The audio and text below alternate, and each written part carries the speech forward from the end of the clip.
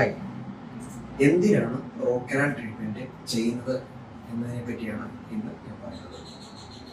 പല്ലിന്റെ കേട് അല്ലെങ്കിൽ ദ്വാരം ഒരുപാട് വലുതായി കഴിഞ്ഞാൽ പലത് സാധാരണ രീതിയിൽ അടച്ച് സംരക്ഷിക്കാൻ പറ്റാത്ത അവസ്ഥയിൽ പറിക്കുന്നത് ഒഴിവാക്കാൻ, പല്ല് പറിക്കുന്നത് ഒഴിവാക്കാൻ വേണ്ടിയാണ് റൂട്ട് കനാൽ ചെയ്യുന്നത്. ഇതാണ് ഏറ്റവും മെയിൻ ആയിട്ടുള്ള ഇൻഡിക്കേഷൻ.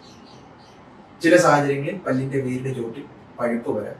പലവിധ കാരണങ്ങൾ, മോണരോഗം കൊണ്ടോ അല്ലെങ്കിൽ മറ്റ് ഏതെങ്കിലും കാരണങ്ങൾ കൊണ്ടോ പഴുപ്പ് വരാം. അങ്ങനെ പഴുപ്പ് വന്ന പല്ലുകളും പറിച്ചു കളയാതെ നിലനിർത്തി സംരക്ഷിക്കാൻ റൂട്ട് കനാൽ ട്രീറ്റ്മെന്റ് സഹായിക്കും.